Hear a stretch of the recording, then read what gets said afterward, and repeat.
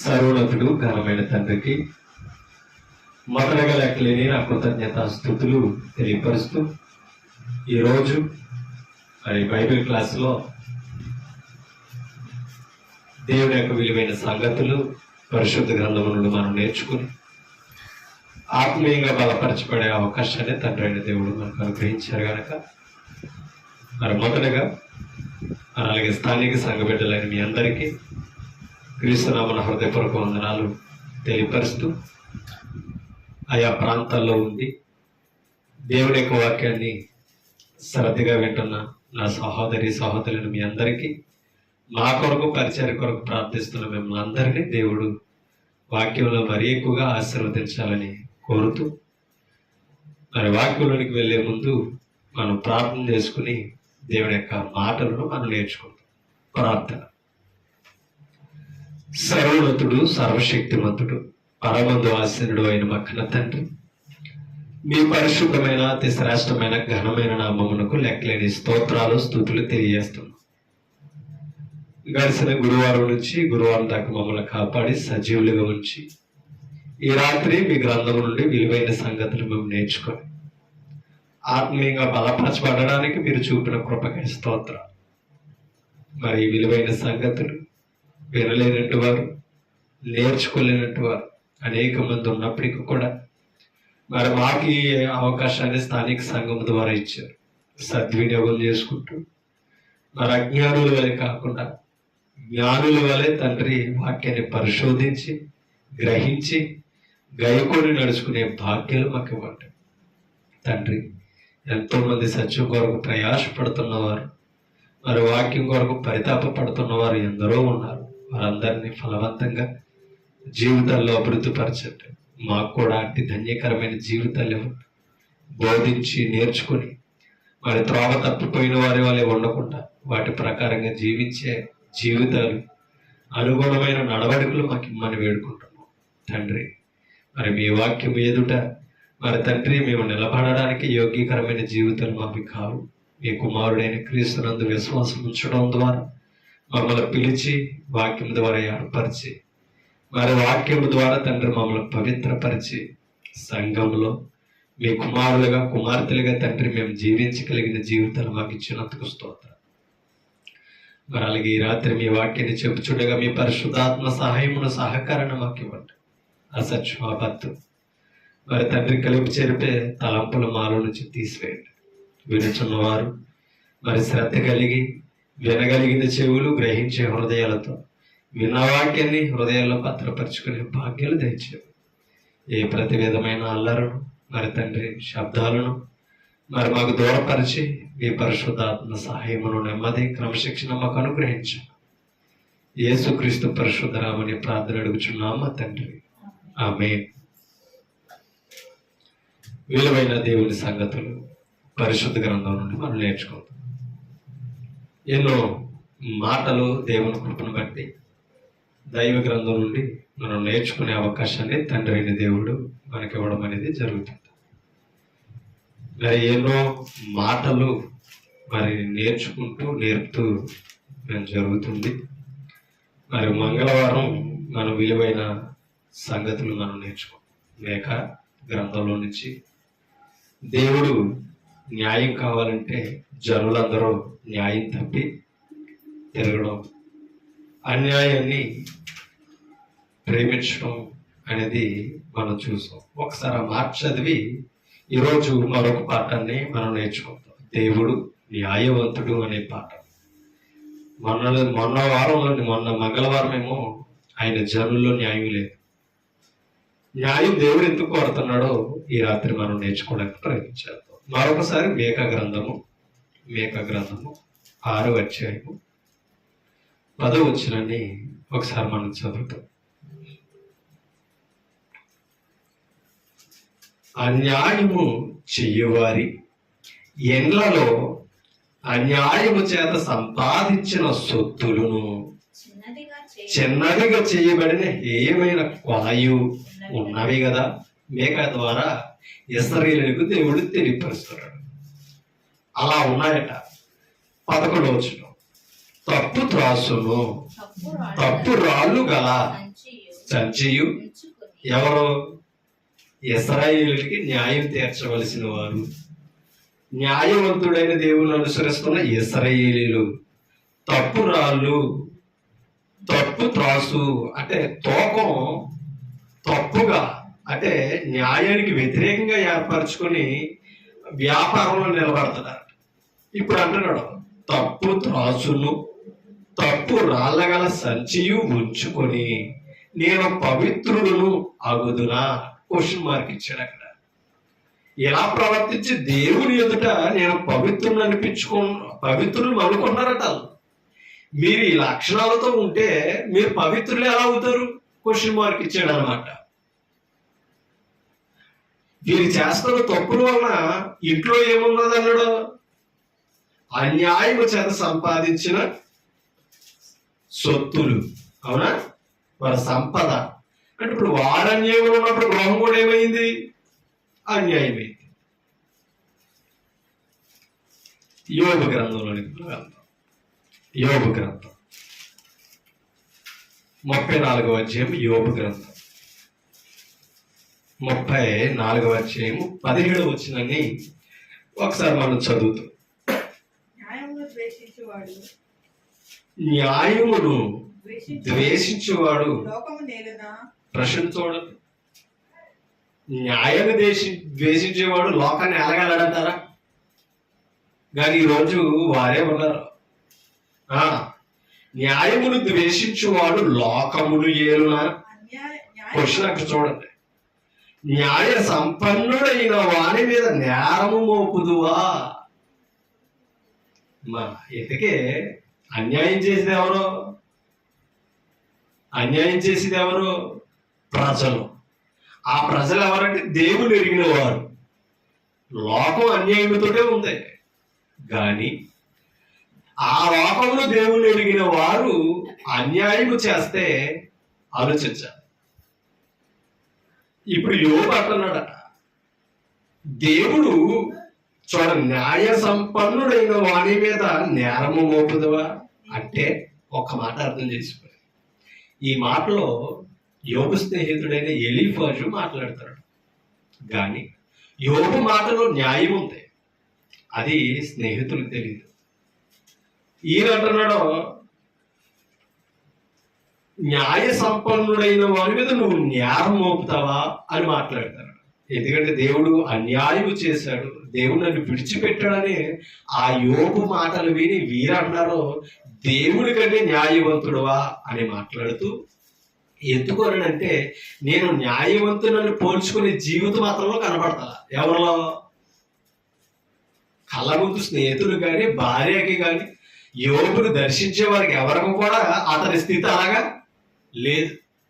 ఇప్పుడు మనకి ఏదైనా ప్రమాదం జరిగిందనుకో ఏమంటాం?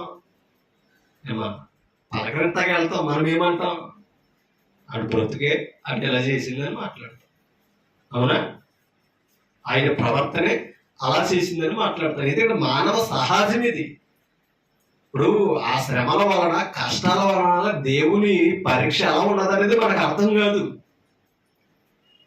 కానీ ఇవాళ గ్రంథం చదువుతున్నాం కనుక, గ్రంథంలో యోబు జీవితం లెక్కించబడ్డది కనుక యోబు అన్యాయవంతుడు కాదని మనకు అర్థమైంది.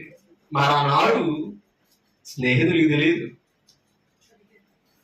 అందుకనే ఆ మాట అంటున్నాడు ఏమని? 34:17 న్యాయమును ద్వేషించువాడు లోకమును ఏలునా అంటే నువ్వు న్యాయమును విడిచిపెట్టావని మాట్లాడతాడు. అందుకని దేవుడి స్థితిలో నిన్ను పెట్టాడని చెబుతూ న్యాయ సంపన్నుడైన వాని మీద, అటువంటి వాని మీద నువ్వు నేరం మోపుతావా అని ఎలీహు ఎవరి మీద చెప్తున్నాడంటే యోబును ప్రశ్నిస్తూ మాట్లాడతాడు. 5వ వచనంలో ఒకసారి చదువుతాం. అమ్మా, నేను నీతిమంతుడను, దేవుడు నా పట్ల న్యాయము తప్పినను మాట్లాడుతున్నాడు అంట. ఎవరో? యోబు. అది ఎలీహు స్నేహితుడు ప్రశ్నిస్తున్నాడు.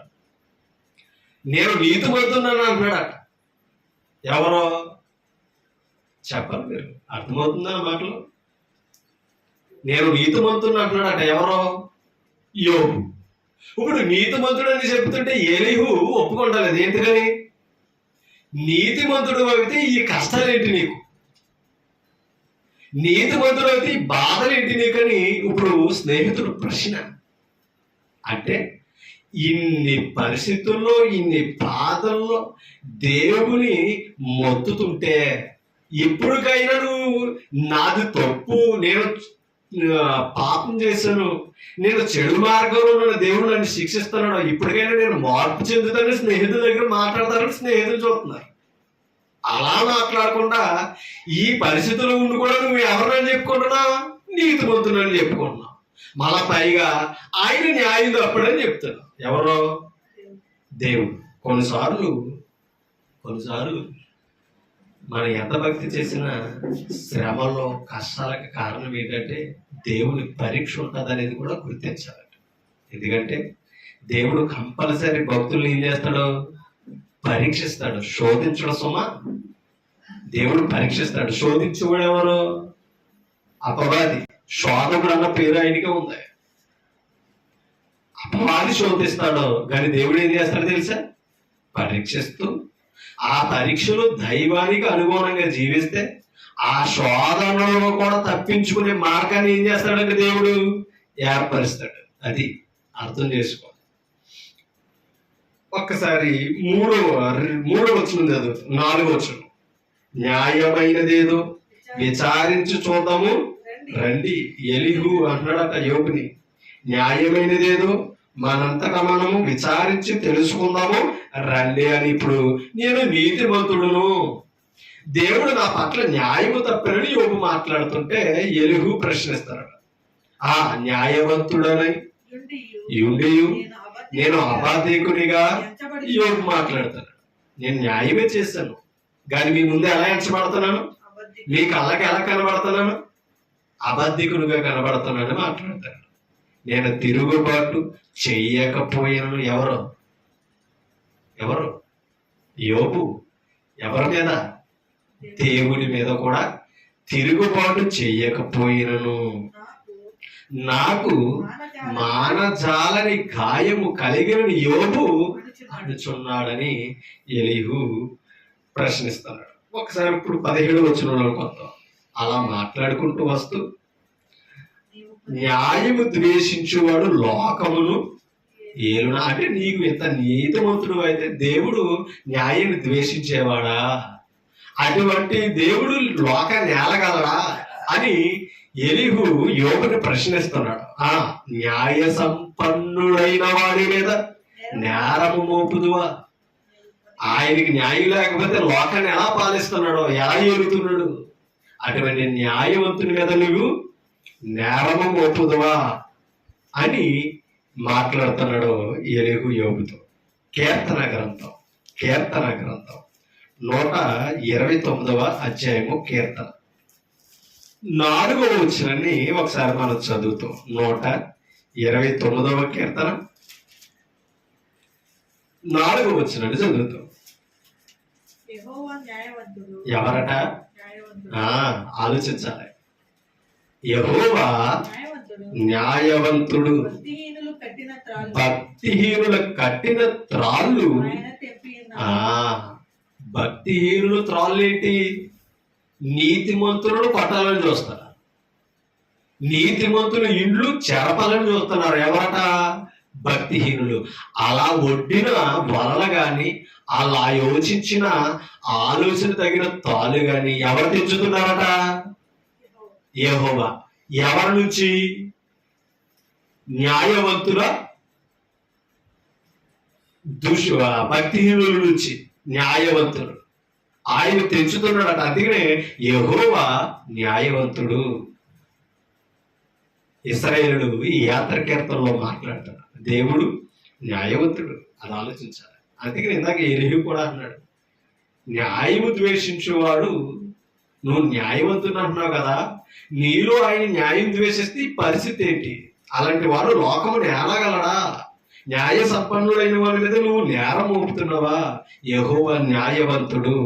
ఆదిక 18వ అధ్యాయం, ఆదిక 18వ అధ్యాయం 25వ వచనాన్ని ఒకసారి మనం చదువుతాం. ఆదికాండం 18వ అధ్యాయము 25వ వచనం,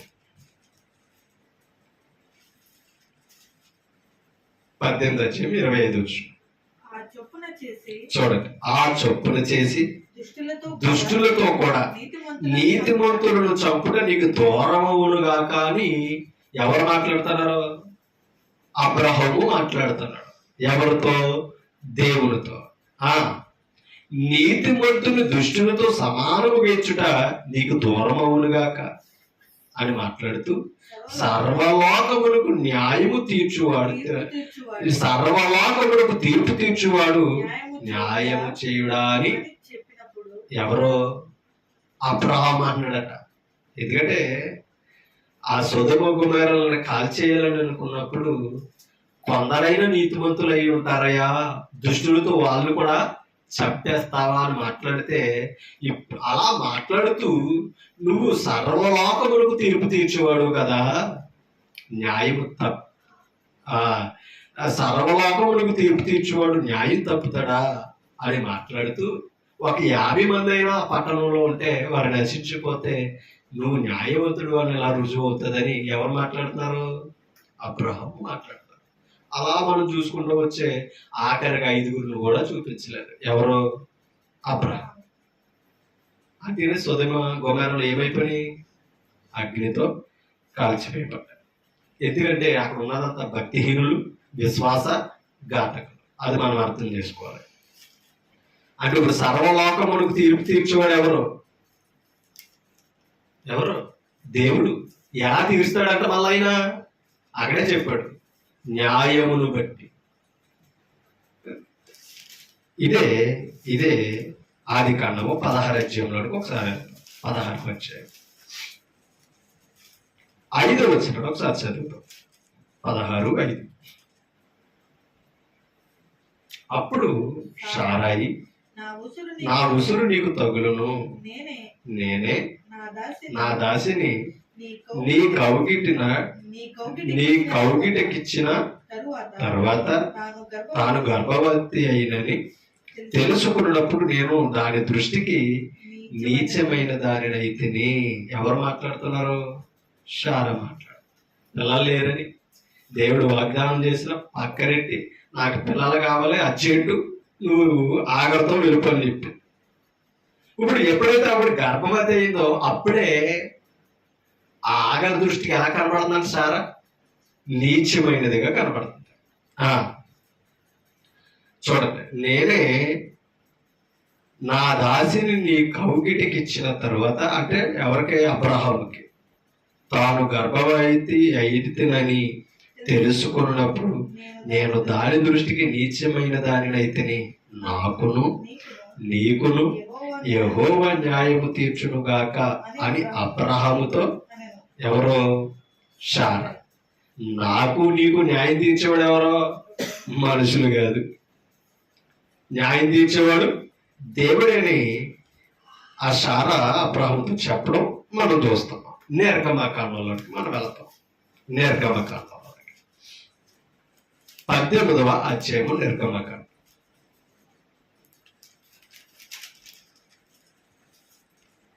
13 వచనాన్ని ఒకసారి మనం చదువుతాం.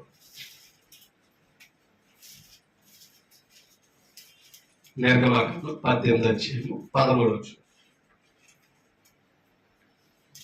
మరునాడు మోషే ప్రజలకు న్యాయము తీర్చుటకు, అంటే ఇప్పుడు ఇశ్రాయేలుకు తీర్పు తీర్చడానికి ఎవరు నిలబెట్టాడు? మోషే. న్యాయము తీర్చమని అవకాశం ఎవరిచ్చారు? చెప్పాలి, దేవుడు ఇచ్చాడు. ఇశ్రాయేలుకి నాయకుడిగా నియమించింది ఎవరు? యెహోవా కాదా? ఇప్పుడు తీర్పు తీర్చే అవకాశం కూడా ఇచ్చింది ఎవరు? దేవుడే.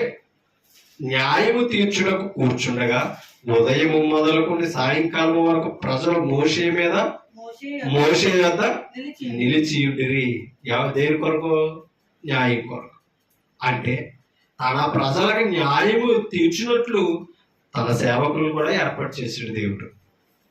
కానీ దేవుడు ఎవరైనా చదువుకున్నాం మనం? దేవుడు ఎవరు? న్యాయవంతుడు. సర్వలోకములకు న్యాయముగా తీర్పు తీర్చువాడు ఆయనే. ఇదే అధ్యాయంలో 22వ వచనం చదువుతాం ఒకసారి. 22 వారు ఎల్లప్పుడూ ప్రజలకు న్యాయము తీర్చవలెను. అమ్మా, ప్రజలకు ఏం చేయాలట? న్యాయము తీర్చాలట. అయితే గొప్ప వ్యాజ్యములన్నిటికి ఎవరి వద్దకే? మోషే వద్దకే. గొప్ప వ్యాజ్యములన్నిటినీ నీ వద్దకు తేవలను. ప్రతి అల్ప విషయమును వారే తీర్చవచ్చును. అంటే కొంతమందిని ఏర్పరుచుకొని ఇతరులు చెప్తున్నాడు. ఎవరికి? అబ్రహాం మోషేతో కొంతమందిని న్యాయాధిపతులకు, కొంతమందిని 50 మందికి, 1000 మందికి, ఎంతమందిని ఏర్పరచుకోవయ్యా. అల్పమైన విషయాలు వాళ్ళే తీరుస్తారు. ఇంకా గొప్పది ఏదైనా ఉంటే వ్యాజ్యం, అది ఎక్కడికి తేవాలా? నీ దగ్గరికి తేవాలని చెప్పు. ఎందుకంటే అంత జనాన్ని నడిపించడానికి ఒత్తిడి అవ్వకూడదని మామగారు కూడా సలహా ఇచ్చారు. అదినే గొప్ప విషయాలన్నిటినీ నీ వద్దకు తేవాలనని ప్రతి అల్ప విషయమును వారే తీర్చవచ్చును. అట్లు వారు నీతో కూడా ఈ భారమును మోసిన ఎడల నీకు సులువుగా ఉంటుంది. ఎవరికే? మోషేకి. లేవియ కాండంలోనికి వెళ్తాం. లేవియ కాండం 19వ అధ్యాయము. లేవియ కాండం 15వ వచనాన్ని ఒకసారి మనం చదువుతాం. లేవియ కాండము 19వ అధ్యాయం 15వ వచనాన్ని ఒకసారి చదువుతాం. చూడండి, అన్యాయపు తీర్పు తీర్చకూడదు. ఎవరో ఇశ్రాయేలు ప్రజలకి, ఇశ్రాయేలు న్యాయముగా నిలబడిన వారిని, నిలబెట్టి వారిని ఏం చేయకూడదట? వారు అన్యాయముగా తీర్పు తీర్చకూడదు. అది దేంట్లో? తీర్పు. వీడు పేదోడు కదా, మనం ఎలా తీర్పు తీర్చినా అడిగేవాడు ఉండడని అనుకోకూడదట. తీర్పు తీర్చడానికి నిలబడిన వాడు తన ప్రజలతో చెప్తున్నాడు, మీరు పేదవారి పట్ల వేరు తీర్పు తీర్చకూడదు. ఎవరినైనా సరే న్యాయము తీర్పే తీర్చాలి. పేదవాడని పక్షపాతము చూపకూడదు, గొప్పవాడని అభిమానము చూపకూడదు. ఇప్పుడు ఇవాళ మనుషులు ఎలా ఉంది అమ్మా? గొప్పవాడికి ఓ తీర్పు, అవునా?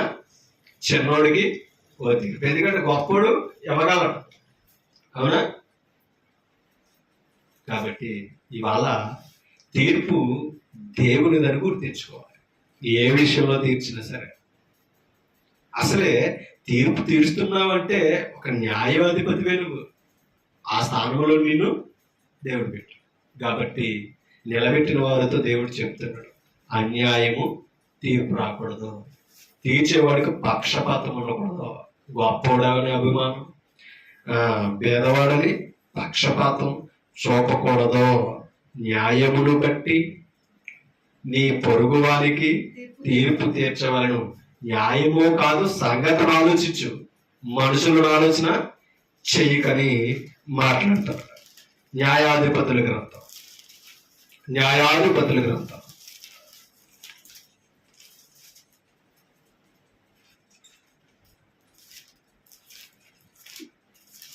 న్యాయాధిపతులు 11వ అధ్యాయం.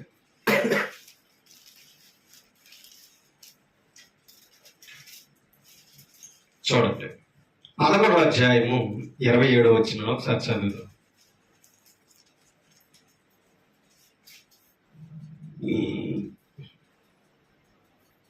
27వ వచనం, 11వ అధ్యాయం 27వ వచనం. ఇట్లుండగా నేను నీ ఎడల తప్పు చేయలేదు గాని నీవు నా మీదకు యుద్ధమునకు వచ్చుట వలన నా ఎడలో దోషము చేయుచున్నావు. న్యాయాధిపతి అయిన యెహోవా నేడు ఇశ్రాయేలీయులకును అమ్మోనీయులకును న్యాయము తీర్చును గాక. అంటే రాజ్యాలకు కూడా న్యాయము అన్యాయము ఆలోచించకుండా వస్తే తీర్పరెవరట? అమ్మా దేవుడే. ఈ గ్రంథమే చెబుతుంది న్యాయాధిపతులు అంటే ఇశ్రాయేలుల కొరకు దేవుడు ఏర్పరిచిన న్యాయాధిపతులు అన్నమాట. ఆ న్యాయాధిపతులు కూడా దేవుడు తీర్పు తీర్చడానికి పెట్టాడు. ఒకసారి 26వ వచనం చదువుతాం. ఇశ్రాయేలీలు హెష్బోనులోను దాని ఊరులలోను అరోయేరులోను దాని ఊరులోను అర్నోను తీరముల పట్టణములన్నిటిలోను 300 సంవత్సరముల నుండి నివసించుచుండగా ఆ కాలమున నీ వేల వాటిని పట్టుకొనలేదు. ఇట్లుండగా నేను నీ ఎడల తప్పు చేయలేదు గాని నీవు నా మీదకి యుద్ధమునకు వచ్చుట వలన నా ఎడల దోషము చేయుచున్నావు అని చెప్తున్నాడు. ఒక్కసారి 25వ వచనం చదువుతాం, మనకు అర్థమవుతుంది. మోయాబు రాజైన సిఫోరు కుమారుడకు బాలాకు కంటే నీవు ఏమాత్రమును అధికుడవు కావు కదా. అతడు ఇశ్రాయేలులతో ఎప్పుడైనా కలహించిన ఎవరో బాలాకు. ఎప్పుడైనా కలహించిన ప్రశ్న, ఎప్పుడైనా వారితో యుద్ధము చేసిన ఇశ్రాయేలు హెష్బోనులోను వారి ఊరిలోను అరోయేరులోను దాని ఊరిలోను అర్నోను తీరముల పట్టణములన్నిటిలోను 300 సంవత్సరముల నుండి నివసించుచుండగా ఆ కాలమును నీవెలా వాటిని పట్టుకొనలేదు. ప్రశ్న, ఇట్లుండగా నేను నీ ఎడలను తప్పు చేయలేదు గాని నీవు నా మీదకి యుద్ధమునకు వచ్చుట వలన నా ఎడల దోషము చేయుచున్నావని మాట్లాడుతూ, న్యాయాధిపతి అయిన యెహోవా నేడు ఇశ్రాయేలులకును అమ్మోనీయులకు న్యాయము తీర్చునుగాక అని చెప్తూ, అయితే అమ్మోనీయుల రాజు యెఫ్తా తనతో చెప్పిన మాటలకు ఒప్పుకొనలేదట. అమ్మోనీయుల రాజు యెఫ్తా తనతో చెప్పిన మాటలకు ఏం చేయలేదట, ఒప్పుకొనలేదు. అంటే ఇప్పుడు తీర్పు తీర్చేవాడు ఎవరట? యెహోవా. ఒకసారి సమూయేలు గ్రంథంలోనికి మనం వెళ్తాం. మొదటి సమూయేలు గ్రంథం 8వ అధ్యాయం. మొదటి సమూయేలు గ్రంథం 8వ అధ్యాయము 3వ వచనం ఒకసారి మనం చదువుతాం.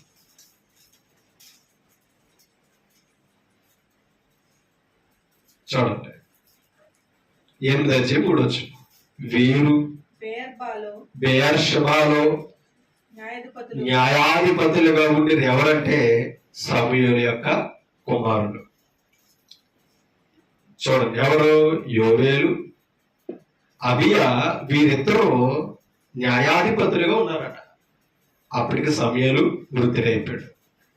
న్యాయాధిపతులుగా ఉండేది. న్యాయాధిపతిగా అనగానే అర్థమవుతా పేర్లు, న్యాయము తీర్చువాడని. న్యాయాధిపతులుగా ఉండిరి.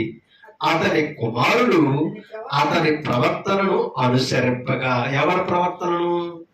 సమూయేలు ప్రవర్తన వంటి వారు కాదట. యోవేలు, అబియా ధనాపేక్షకులై.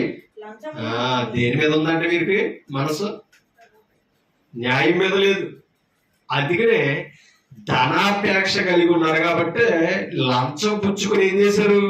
న్యాయమును త్రిప్పివేయగా. అంటే ఇప్పుడు డబ్బు దేని తిప్పేస్తుంది? న్యాయాన్ని. ఇందాక అన్నట్టు ఒక మాట, భేదవాడని పక్షపాతం తీర్పులో చూపకూడదు. గొప్పవాడని ఏం చేయకూడదు? భేదవాడని పక్షపాతం చూపించకూడదు. గొప్పవాడని వాడికి విలువ ఇవ్వకూడదని చెప్పాడు. కారణం ఏంటంటే మనుషుల తీర్పులు కొన్నిటి మీద డిబేట్ అయి ఉండడం వలన ఏమవుతుందంటే తీర్పు న్యాయం కూడా తొలగిపోతుంది. కానీ తన ప్రజలతో చెప్తున్నాడు దేవుడు ఎవరని చెప్పుకున్నాడు? ఇందాక నుంచి మనం చదువుతున్నాం, యెహోవా న్యాయవంతుడు. 129వ కీర్తనలో చదవం కదా, యెహోవా న్యాయవంతుడు, ఆయన ఎప్పటికీ న్యాయము తప్ప. అటువంటి న్యాయవంతుడైన దేవుడి దగ్గర ఉండి ప్రజలు ఏం చేస్తున్నారట?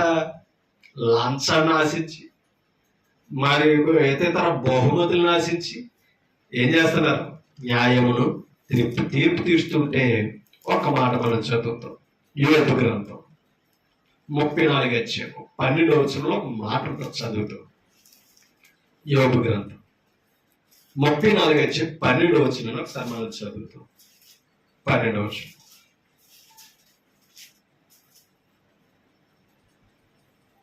చూడండి, దేవుడు ఏమాత్రమును ఎలీహు యోబుతో చెప్తాడు, దేవుడు ఏమాత్రమును దుష్కార్యము చెయ్యడు, సర్వశక్తుడు, న్యాయం తప్పడు. దేవుడు ఏం తప్పడు? కానీ ఎవరు న్యాయం తప్పుతున్నారు? దేవుడు ఏర్పరిచిన న్యాయాధిపతులు. ఇక చెప్పాలంటే లాయర్లందరూ ఏం చేస్తున్నారో తెలుసా? న్యాయాన్ని వాదించవలసిన వారందరూ డబ్బు ప్రభుత్వం ఇచ్చేదానికంటే ఎక్కువ వస్తుంది. అవునా? ఆ జీతం అలాగే ఉండించచ్చు, దీంతో ఎదగొచ్చు. కారణం ఏంటి తెలుసా? మన మనసు లాభాన్ని ఆశిస్తుంది. న్యాయాన్ని వాదించాలి, అన్యాయాన్ని అరకట్టాలి అనేది న్యాయవంతులు తీర్పు తీర్చేవాడికి లేదు. కానీ దేవుడు ఎవరట? న్యాయము తప్పని వాడు. ఆయన న్యాయవంతుడు, న్యాయము తప్పడని యోబు చెప్తున్నాడు. కీర్తన గ్రంథం 10వ అధ్యాయం, కీర్తన 10వ అధ్యాయం 18వ వచనం ఒకసారి చదువుతాం. 10వ అధ్యాయం 18వ వచనం.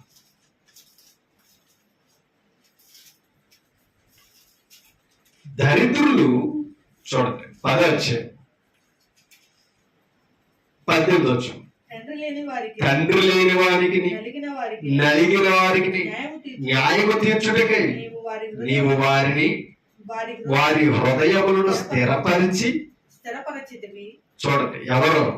దేవుడట. తండ్రి లేని వారికి నలిగిన వారికి ఇప్పుడు న్యాయం తీర్చడానికి ఎవరిని పెట్టాడు? తన ప్రజల్లో న్యాయాధిపతులు. ఇప్పుడు న్యాయాధిపతులు దేవుని పక్షంగా తన ప్రజలకు న్యాయం తీరుస్తున్నారట. అది తండ్రి లేని వారికి నలిగిన వారికి, అంటే అన్యాయం చేత బాధిస్తారు కదా. చూడండి, నలిగిన వారికి న్యాయము తీర్చడకై నీవు వారి హృదయము స్థిరపరిచితివి. ఎవరి హృదయం స్థిరపరచాలి? దేవుడు న్యాయం తీర్చేవాడి మీద హృదయాన్ని స్థిరపరచాలి. అంటే దీన్ని బట్టి అర్థం చేసుకోండి, స్థిరపరచబడిన వాళ్ళందరూ దేని ఆశిస్తున్నారు? ధనాన్ని ఆశించి న్యాయాన్ని వదిలేస్తున్నారు. కానీ దేవుని మీద ఆ హృదయాన్ని స్థిరపరచుకున్న వాడు ఏం చేస్తున్నాడంట? చెవియొక్కి ఆలకించితివి. చూడండి, హృదయము స్థిరపరిచితివి, చెవియొక్కి ఆలకించితివి. ఆ న్యాయము దేవుడు వింటున్నాడు. అది అర్థం చేసుకోవాలి. 9వ అధ్యాయం ఇదే కీర్తన 9వ అధ్యాయం 8వ వచనంలో ఒక మాట ఉన్నది, చూడండి. యెహోవా నీతిని బట్టి. మరి అలాంటిది ఆయన ప్రజలు నీతి తప్పితే ఎలాగా? ఆయన నీతిని బట్టి తీర్పు తీరుతున్నాడట. అంటే ఇప్పుడు జనుల్లో దేవుడు తీర్పు తీర్చాలంటే ఏముండాలి? ఏముండాలి? నీతి ఉండాలి. అంటే ఇప్పుడు దీన్ని బట్టి అర్థమవుతుంది, నీతి లేదు అలా తీర్పులోకి రావాల్సిన పని కూడా లేదు. అతడు తీర్పుకు అర్హుడు కాదని కూడా తెలియబడదు. దేవుడు చూడండి, యెహోవా నీతిని బట్టి లోకమునకు తీర్పు తీర్చును. ఆ మాట చూడండి, యథార్థతను బట్టి ప్రజలకు న్యాయం తీర్తాడట. అర్థమవుతుందా? ప్రజలకు న్యాయం తీర్చేవాడు దేవుడైతే ఆ ప్రజలు ఏం కనబడాలి? దేవునికి యథార్థత కనబడాలి. తీర్పు తీరుస్తున్నప్పుడు నిలబడిన వాడికే యథార్థత అయితే, తీర్పు తీర్చడానికి ఏర్పరిచిన న్యాయాధిపతులు ఏముండాలి? మరి నీతి ఉండాలి, యథార్థత ఉండాలి. మరి ఎందుకు నీతి తప్పు తీర్పు తీరుస్తున్నారు? ఎందుకు న్యాయం వదిలేస్తున్నారంటే ఒకసారి 19వ అధ్యాయంలోకి వెళ్తాం. కీర్తనలోనే 19వ అధ్యాయం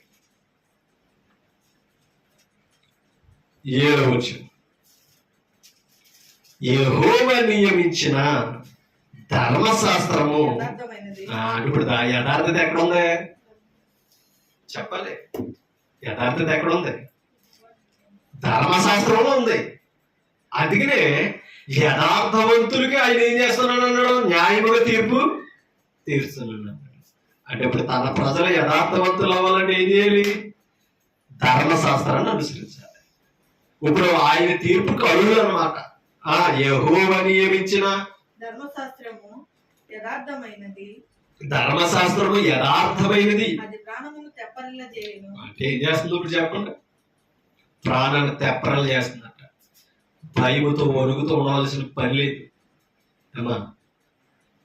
ప్రజల్ని ఏర్పరిచిన న్యాయాధిపతుల దగ్గర భయపడకలా, న్యాయముగా తీర్పు తీర్చి దేవుడి తీర్పులో కూడా మనం భయపడకలా. మన ప్రాణాలు తెప్పరలుతున్నాయట.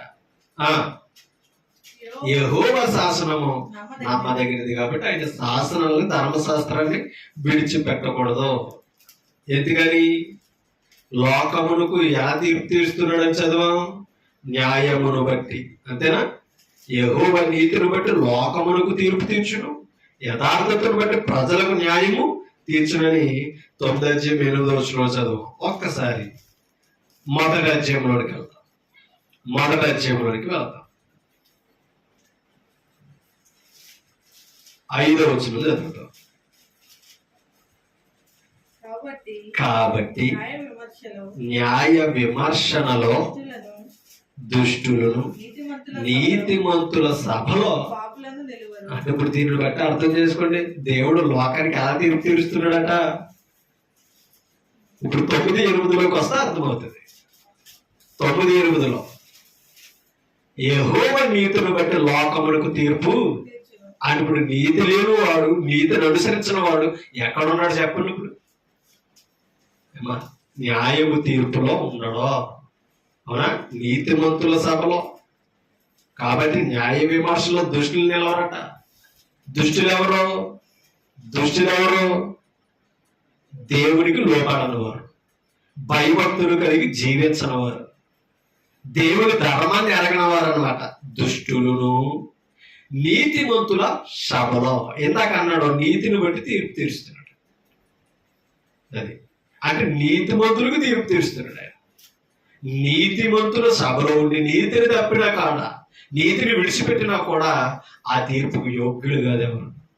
చూడండి, అది అన్నాడు, నీతిమంతుల సభలో పాపులు నిలవరు. కాబట్టి దేవుని సన్నిధిలో నీతిమంతులుగా తీర్చబడే అవకాశం వాక్యం ద్వారా మనకు దొరుకుతుంది. కాబట్టి రేపొద్దన్న ఆయన ఈ లోకం అంతమైన తర్వాత ఆయన 2వ రాకల్లో తీర్పు తీర్చబడే అవకాశం ఉంది. ఆ తీర్పులో మనం నీతిమంతుల సభలో ఉంటామా, నీతిమంతులు కాని సభలో ఉంటాం. నీతిమంతుల సభలో మనం లేకపోతే మనం దేవుని వారము కా. సింపుల్గా చెప్పేశాడు. అందుకనే యెహోవా ధర్మశాస్త్రం అన్నది ఏం చేయాలన్నాడు? ఎందుకని? ఇందాక 19 చదువు. యెహోవా నియమించిన ధర్మశాస్త్రము యథార్థమైనది. మనుషులు యథార్థవంతులుగా తీర్చిదేది ధర్మశాస్త్రం. ఇశ్రాయేలుడు నీతిమంతులుగా యథార్థవంతులుగా తీర్చబడాలంటే ఆయన శాసనములను, ఆయన నియమించిన ధర్మశాస్త్రమును ఇశ్రాయేలు కంపల్సరీ ఏం చేయాలి? అనుసరించాలి, కయ్యుకోవాలి. అప్పుడు ఆయన సభలో నిలబడే అర్హత ఉంది.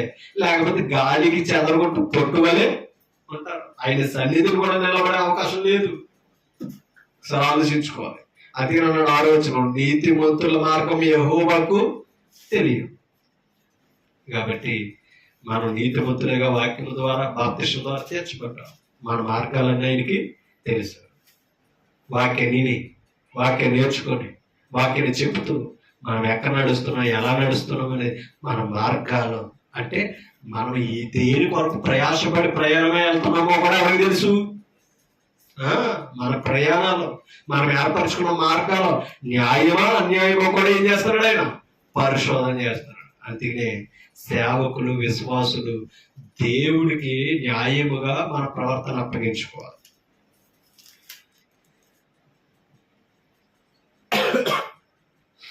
సామెతల గ్రంథంలోనికి వెళ్తాం. 21 అధ్యాయం సామెతల గ్రంథం 21వ అధ్యాయం 15 వచనాన్ని ఒకసారి చదువుతూ చూడండి. సామెతల గ్రంథము 21వ అధ్యాయం 15 వచనాన్ని చదువుతాం.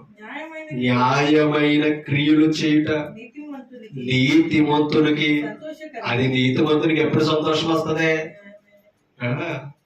క్రియలో ఏముండాలంట అంటే మన పనిలో ఎలా ఉండాలి?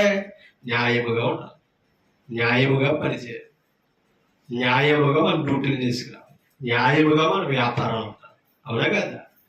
ఎందుకంటే ఎప్పుడైతే న్యాయముగా మనం అన్నీ చేయగలుగుతున్నామో ఆ న్యాయం అనుసరించినప్పుడే నీతిమంతుడని తీర్పు తీర్చబడతాం. ఆ నీతిమంతుడికి ఎప్పుడు సంతోషం అంట. ఎందుకని? తన క్రియలో ఏముంది? న్యాయం ఉంది. ఇప్పుడు న్యాయవంతుడి మార్గం ఎవరికి తెలుసు? నీతిమంతుడి మార్గం ఎవరికి తెలుసు? యెహోవా ఎరుగును అన్నాడు కదా. కాబట్టి మనం చేసే ప్రతి పనిలో, ప్రతి ప్రయాణంలో, ప్రతి ఆలోచనలో న్యాయం ఉందో లేదో ఆలోచించుకోవాలి మనం. అందుకని న్యాయమైన క్రియలు చేయుట నీతిమంతునికి సంతోషకరం. అంటే నీతిమంతుడు అయితే మట్టికి అన్యాయం చేస్తే దేవుడు సహించేవాడు కాదు. ఆలోచించాలి, నీతిమంతుడే కానీ అతనికి సంతోషం ఎప్పుడు ఉంటుందంటే న్యాయముగా క్రియలు జరిగించిన.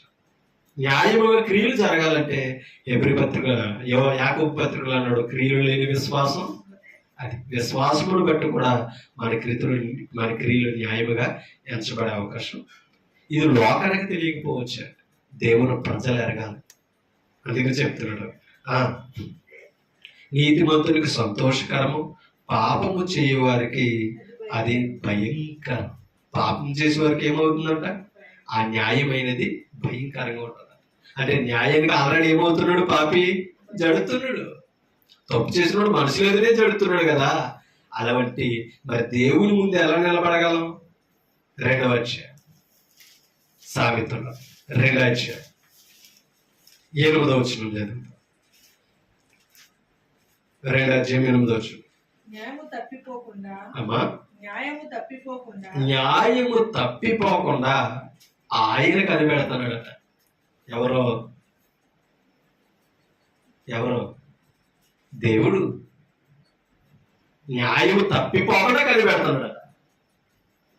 అది నువ్వు న్యాయం తప్పుతున్నావో లేదో, ఎలా తీర్పు తీరుస్తున్నావో, ఎలా బ్రతుకుతున్నావో, మన జీవితం, మన విధానము భూమి మీద ఎలా ఉందో ఆయన కంపల్సరీ కనిపెడతారు.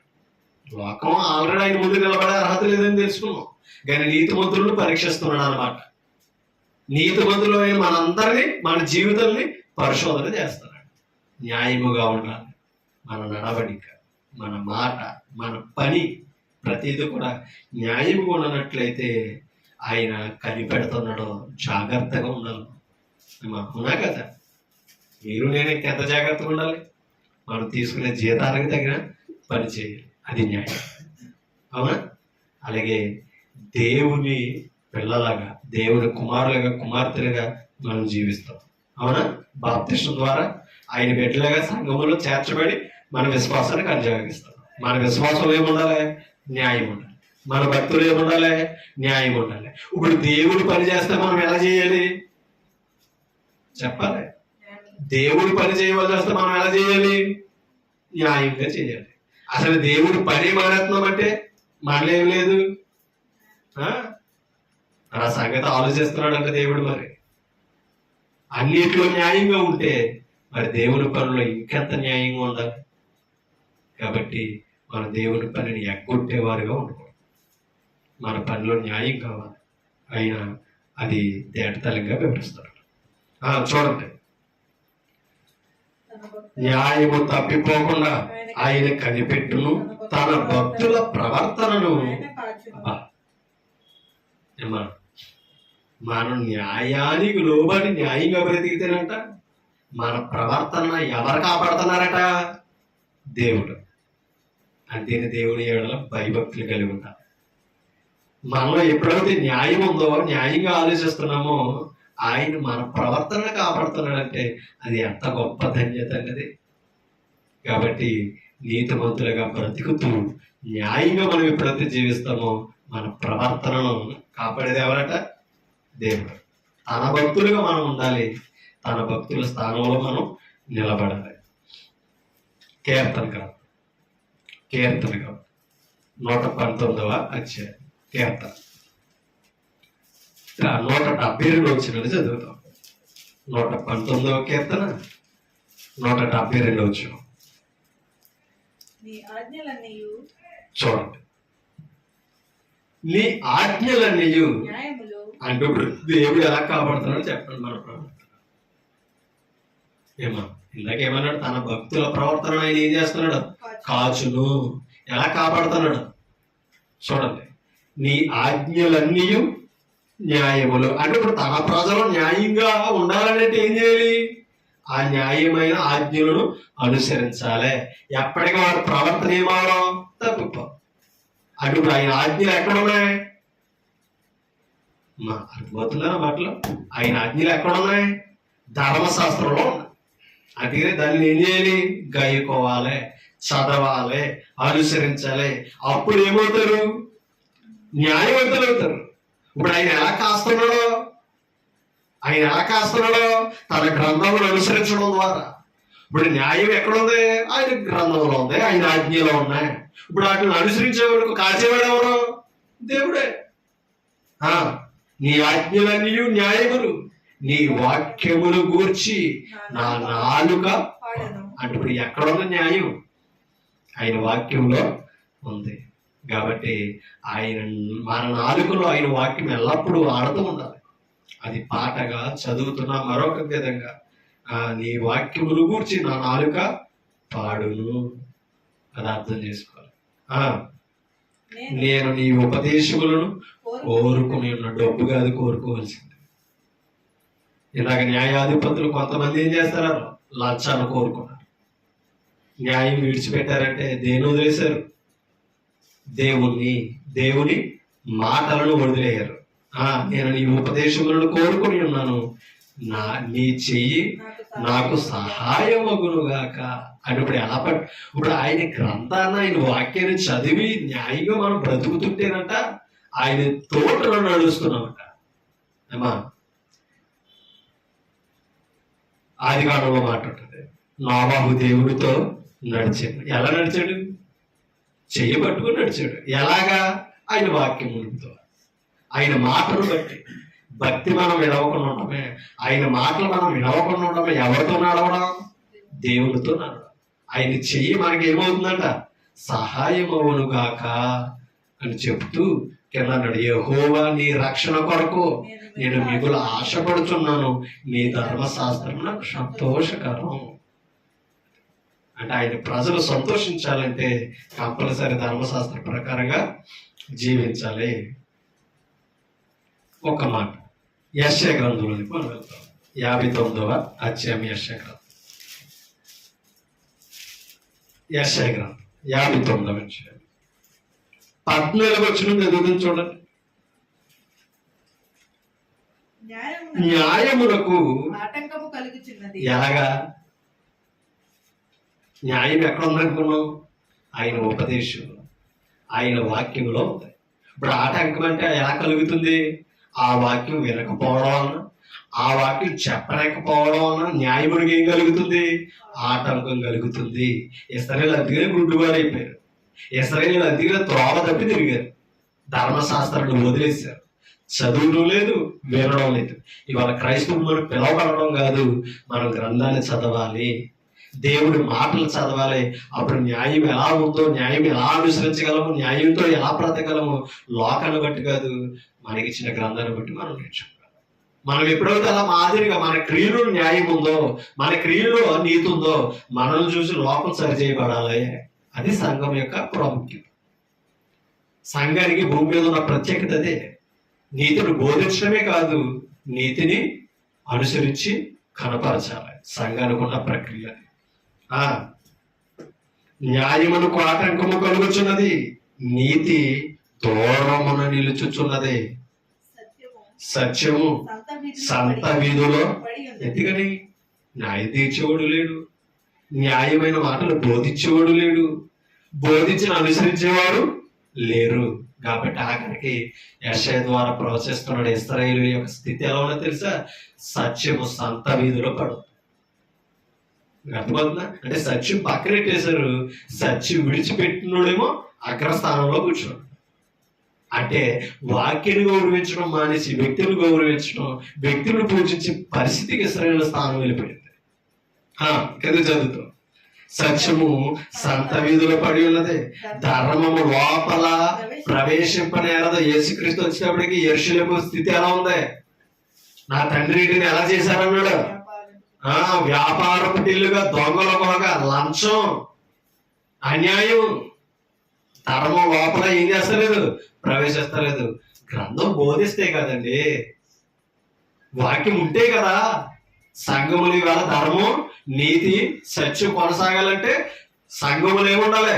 వాక్యం ఉండాలి. అందుకనే సువార్తికుడు వాక్యాన్ని జాగ్రత్తగా పరిశోధన చేయాలి. విశ్వాసి ఏమింటున్నాడు జాగ్రత్తగా చూసుకోవాలి, లేకపోతే ధర్మం ఉండదు. నువ్వు నేను ఆ వాక్యాన్ని అనుసరించకపోతే కుటుంబంలో ధర్మం ఉండదు, లోకంలో ధర్మం ఉండదు, సంఘంలో ధర్మం ఉండదు. మన బ్రతికే ధర్మం లేకుండా అయిపోతుంది. చూడండి, ధర్మము లోపల ప్రవేశింపనేరదు, సత్యము లేకపోయాను, చెడుతనము విసర్జించువాడు. చూడండి, చెడుతనము విసర్జించువాడు అంటే అర్థం ఏంటి? చెడుతనాన్ని ఎవడైతే అసహించుకుంటున్నాడో అన్ని దోచేస్తున్నారు అంటే అర్థం ఏంటి? రాణిస్తారా సంఘానికి, సమాజంలో నిలబడినెత్తాలా, సత్యం చెబుతుంటే మాట్లాడెత్తాలా. అందుకనే అక్కడ అన్నాడు, న్యాయములకు ఏం కలుగుతున్నది అన్నాడు? ఆటంకం. లోకమంతిగా తన వారిని ప్రేమిస్తుంది, నువ్వు తప్పు చేసినా పర్లేదు, నీదరే విజయం అన్నట్టే వాడి దగ్గర నిలబడుతున్నారు ఇవాళ. యేసుక్రీస్తు లోక క్రియలు చెడ్డవని బోధించాడు కాబట్టి పగబట్టి ఆలోచించారు. చెడుతనము విసర్జించేవాడు దోచబడుచున్నాడు, న్యాయము జరగకపోవుట యెహోవా చూశాడట. అది ఆయన దృష్టికి అనుకూలమవల, ప్రతికూలంగా ఉంది. సంరక్షకుడు లేకపోవుట ఆయన చూశాడు. సంరక్షించేవాడు లేడు, మధ్యవర్తి లేకపోవడం చూచి అది అప్పుడు దాకా దేవునికి, భక్తులకు, న్యాయాధిపతులు, ప్రవక్తలు ఎందరో ఉన్నారు. వీరందరూ ఆయన గ్రంథాన్ని పక్కనెట్టేయడం వల్ల ఆయన ఆశ్చర్యపోయాడు. కాబట్టి ఆయన బాహు ఆయనకు సహాయము చేశాడు, తన కుమారుని పంపించాడు. ఇదొక ఆయన నీతి అయి ఆయనకు ఆధారమైన. ఎవరి నీతి? ఎవరైనా యేసుక్రీస్తు. ఆయన నీతే ఆయనకు ఆధారం అయ్యింది. నీతిని కవచముగా ఆయన ధరించుకొనును, రక్షణను తల మీద శిరస్త్రాణముగా ఎవరో? యేసుక్రీస్తు. అది ఆలోచించారు. ఇవాళ ఆయన ధరిస్తేనే సంఘం రక్షణ శిరస్త్రానం కలిగి ఉండగలుగుతాం. ఇర్మియా గ్రంథం 22 అధ్యాయం. ఇర్మియా గ్రంథం 22 అధ్యాయం 3వ వచనం. ఇర్మియా గ్రంథం 22 అధ్యాయం 3వ వచనం. యెహోవా ఎలాగూ ఆజ్ఞ ఇచ్చుచున్నాడో మీరు నీతి న్యాయములను అనుసరించి నడుచుకున్నాడు. ఎవరు? ఇశ్రాయేలీయులు, తన ప్రజలు ఏమనుసరించాలట? నీతి న్యాయములను అనుసరించి నడుచుకునుడి, దోచుకొనబడిన వారిని బాధ పెట్టు వారి చేతుల నుండి విడిపించండి. పరదేశులైనను, తండ్రి లేని వారినను, విధవరాండ్రులైనను బాధింపకుడి. ఆయన ఇస్తున్న ఆజ్ఞలు చూడండి. వారికి ఉపద్రవము కలుగు చేయకుడి, ఈ స్థలములో నిరపరాధుల రక్తము చిందింపకుడి. ఆయన స్థలం అంత గొప్పదే, యెరూషలేము అంత పవిత్రమైనది, కానీ ప్రజలలా బ్రతకలా. 50 అధ్యాయం 20 గ్రంథంలోనే 7వ వచనం చదువుతాం. 20 గ్రంథం 50 అధ్యాయం 7వ వచనం. బబులోను యెహోవా చేతిలో, చూడండి, కనుగొనిన వారందరూ క్షమించు 50 అధ్యాయం 7వ వచనం కదా. కనుగొనిన వారందరూ 50 అధ్యాయం 7వ వచనం. కనుగొనిన వారందరూ వారిని భక్షించుచు వచ్చిరి. వారి శత్రువులు మేము అపరాధములము కాము. ఇశ్రాయేలు గురించి అంటున్నారట, మేము అపరాధులము కాము. వీరు ఎవరట? ఇశ్రాయేలు ఎలాంటి వారు ఉండాలట? న్యాయములకు నివాసం. ఇప్పుడు క్రైస్తవులు న్యాయంగా బ్రతికితే న్యాయానికి నివాసం సంఘం. అంటే సంఘం ఏం నేర్పుతుందో మనం ప్రవర్తించడంలో కనబడుతుంది. చూడండి, వీరు న్యాయములకు నివాసమును తమ పితరులకు నిరీక్షణాధారమునకును యెహోవా మీద తిరుగుబాటు చేసినందున. ఎవరో? ఇశ్రాయేలీయులు. ఇది వారికి సంభవించినది. ఎవరో? శత్రువులు చెప్తున్నారట. ఆలోచన చేద్దాం. చూడండి, నా ప్రజలు త్రోవ తప్పిన గొర్రెల్లాగా ఉన్నారు. వారి కాపరులు కొండల మీదకి వారిని తోలుకొని పోయి వారిని త్రోవ తప్పించారట. ఎవరో? అంటే ఇప్పుడు త్రోవలోకి రప్పించవలసిన వాడు ఎవరో? దేవుని దగ్గర త్రోవ చూపేవాడు ఎవరో? ఆనాడు న్యాయాధిపతులు, ప్రవక్తలు, రాజులైతే ఈనాడు విశ్వాసులు ప్రభు దగ్గరికి నడిపించేవాడు సువార్థికుడు. ఆ త్రోవ చూపించేది ఏంటి తెలుసా? వాక్యం. కాబట్టి మనం ఎలా నడుస్తున్నాం అనేది గుర్తించుకోవాలి. వారిని త్రోవ తప్పించిరి. జనులు కొండలకు వెళ్ళుచు తాము దిగవలసిన చోటు మర్చిపోయారట. బోధించేవాడు లేడు. ఇప్పుడు అన్నారు కనుగొని వారందరూ. అది గొర్రెల్ని ఎవరు భక్షిస్తారు? తోడేలు. అలా శత్రువులు దొరుకుతుంటే వారు భక్షిస్తున్నారట. వారి శత్రువులు మేము అపరాధులు, ఎంత చేసిన మేము అపరాధులు కాదు దేవుని దృష్టికి అన్నారట. ఎందుకని? వీరు న్యాయమునకు నివాసమును తమ ప్రజలకు నిరీక్షణాధారమగు యెహోవా మీద. దేవుని వదిలేరు కాబట్టి శత్రువులు దొరికారు. మనం దేవుని వదిలేరు కాబట్టి లోకంలో చెడిపోతాం. కాబట్టి సంఘం మనకి నీతి న్యాయం నేర్పించాలి. ఆమోసు గ్రంథం 5వ అధ్యాయము 15వ వచనం. ఆమోసు గ్రంథం చూడండి, 5వ అధ్యాయం 15వ వచనం.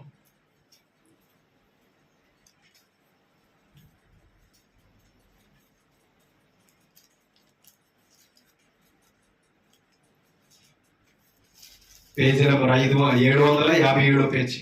ఆమోసు గ్రంథం 5వ అధ్యాయము 15వ వచనం. కీడును ద్వేషించి మేలును ప్రేమించుచు గుమ్మములలో న్యాయము స్థిరపరచుడు. దేవుడు చెప్తున్నాడు, యెరూషలేము గుమ్మాల్లో ఏముండాలి? న్యాయం ఉండాలి. న్యాయం ఉండాలంటే ఏం చేయాలి? చూడండి, కీడును ద్వేషించాలట, న్యాయమును మేలును ప్రేమించచ్చు, గుమ్మములో న్యాయము స్థిరపరచుడి. ఒకవేళ దేవుడును సైన్యములకు అధిపతి యెహోవా యోసేపు సంతతిలో శేషించిన వారి యందు కనికరించును. నేను ఎందుకు కనికరించలేకపోతున్నాడో? ఏమి లేదు, న్యాయము లేదు, నీతి లేదు. ఒకసారి ముగింపు మాట ఇర్మియా గ్రంథము 23వ అధ్యాయము. ఇర్మియా గ్రంథము 5వ వచనం చదువుతాం.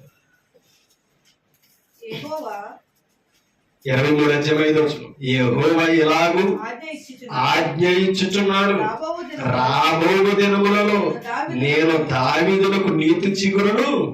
ఎవరైనా? యేసుక్రీస్తు. నీతి చిగురును పుట్టించేదను, అతడు రాజై ఎవరిని?